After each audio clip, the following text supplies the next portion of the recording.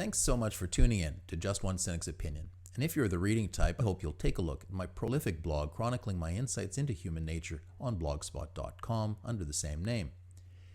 With each of the thought pieces that I post, I'm hoping to plant a seed in my viewers' brains. After watching just one, you're not going to have a eureka moment and feel like I've suddenly opened a door to understanding why we humans have evolved to do the so often counterproductive things we do. But given some time, these thoughts I've generated over years of research and observation may coalesce and offer you a better understanding of other people as they have for me. I think I'm a better person today than back when I was just confused by why people are so self-centered and inconsiderate to each other sometimes, but so kind and altruistic in circumstances that are only subtly different. I haven't arrived at these insights by accident or by sticking close to home. I quit school and started traveling to experience other cultures and make foreign friends when I was 17, and I haven't stopped since. After going back to high school and finishing university, my first wife and I spent 2 years on a global tour, backpacking through 26 countries and spending all the money our Polish-Canadian, Lithuanian-Canadian wedding generated for us. Most people would have been smart and invested that money in a house. Maybe we should have. We'd be certainly wealthier in real estate today, but not in human insights. I started out as a student of human nature from the get-go, majoring in motivational psychology and evolutionary behavior in university.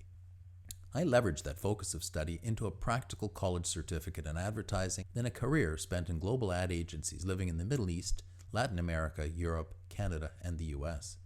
My core interest was marketing strategy and consumer research, which led me to a deeper understanding of what motivates human beings to desire status symbols. Over the decades, I've immersed myself in researching all I can about human psychology, our species' evolution, since we split off from the chimpanzees about 7 million years ago, and why it is that we do the odd things we do, like falling in love, getting tattoos, or being enthralled by leaders, whether they're thought leaders, religious leaders, or political leaders and dictators.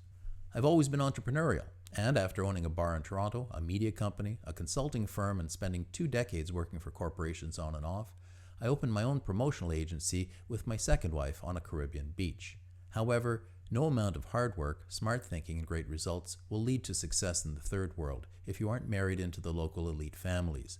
So after many fun and fulfilling years making ads on the beach, we sold the company to our former employees, packed up, and drove to Toronto, meandering along during a 2-month-long road trip with the 3 street dogs that we rescued in Mexico.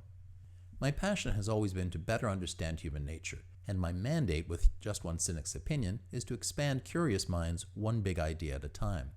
Why do I focus on curious minds? Because people who aren't curious just aren't all that smart.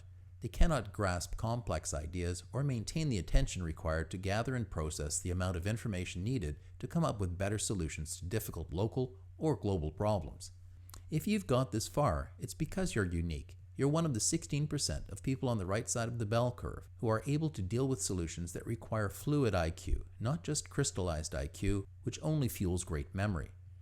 The rest of the folks out there struggle to read and study, to become business successes, to generate solutions to tough problems that they and their societies face. And keep in mind that each human population varies in its average score. There are certainly geniuses everywhere, just more or less of them in one group versus another, regardless of what the politically correct police running the oppression Olympics try to gloss over. Equality of opportunity does not equal equality of outcome. Abilities vary, sad but true, and the most clever people out there recognize this fact. So for all the commenters out there, all the lovers and haters, there's one caveat that applies more today, due to the internet, than ever before in human history. And that is that if your so-called opinions are really just emotional gut reactions that stem from the hardwiring in your brain that you are incapable of changing, then your so-called opinions have zero value in any debate. None. If they're not backed up by solid facts and proven effective policies, your so-called opinions are quite obviously worthless because they are intellectually dishonest. Do your homework, validate your arguments. Then and only then can you join the debate. Your opinion is in no way equal to the theses of experts, regardless of your ego. If what you believe is based on indoctrination from your childhood or by some self-anointed cult leader, or is simply fueled by willful ignorance and blind faith, then your belief and your self-proclaimed offense has no value in any debate over whether what you believe has moral or ethical value. There is a single proof that all religions and related beliefs like that the earth is flat or Donald Trump is blessed by God, are false. And that proof is that scientists have demonstrated that the human brain is wired to invent religions. We just can't help ourselves from doing so. If it is in our wiring to create and bow down to religions spontaneously, unconsciously, and irresistibly everywhere that humans are, then they aren't real. They are a product of our genetic makeup and inexplicably complex human consciousness. I'm in the process of moving the material I've put up on the Madman Rants YouTube channel with my Just One Cynic's Opinion YouTube channel, since the former name is now a bit dated, and I'm using the 10 plus years of thought pieces from my Just One Cynic's Opinion.blogspot.com blog as scripts for my new posts, so it just makes more sense. I hope you'll consider subscribing to this channel, and if you think I deserve it, that you'll ding the bell, click the thumbs up, like button, and comment down below. If you watched a bunch of my stuff and I've inspired some new perspectives in your brain, consider clicking on the patreon.com link below and becoming an ongoing patron to start a one-on-one conversation with me, or just buy me a beer. It all helps with producing new content on this intellectual dark web medium we're all helping to create and support with ideas that traditional corporate media won't propagate.